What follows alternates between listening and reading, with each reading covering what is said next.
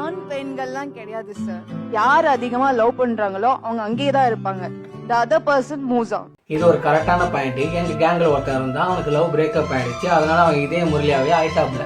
சரி அவன் மைண்டை மாத்தலாம்னு சொல்லிட்டு எங்க கேங்ல ட்ரிப்லாம் அரேஞ்ச் பண்ணி அவனை கூட்டலாம் போனோம். நாங்களும் என்னென்னமோ பண்ணி பார்த்தோம், ஒன்றும் வேலைக்காகல. இதே முரளி மோடோடையே சுற்றிட்டு இருந்தான். ஒரு கட்டத்தில் எங்களுக்கே டென்ஷன் ஆயிடுச்சு. உனக்காக தான் ட்ரிப்பு அரேஞ்ச் பண்ணோம், நீ என்ன அதே மைண்ட் செட்லேயே சுற்றிட்டு இருக்க, இனிமேல் நீ மட்டும் உண்மையாக லவ் பண்ண மாதிரி ஓலா சீன்லாம் போடாதா அப்படின்னு சொல்லிட்டு எங்கள் கேங்குக்குள்ளேயே சண்டைலாம் வந்து இந்த ட்ரிப்பு ஒரு மாதிரி அப்படியே முடிஞ்சிச்சு. ஆனால் ஸ்டில் எங்கள் கேங்கில் 3/4 பேர் கல்யாணம் ஆயிடுச்சுங்க.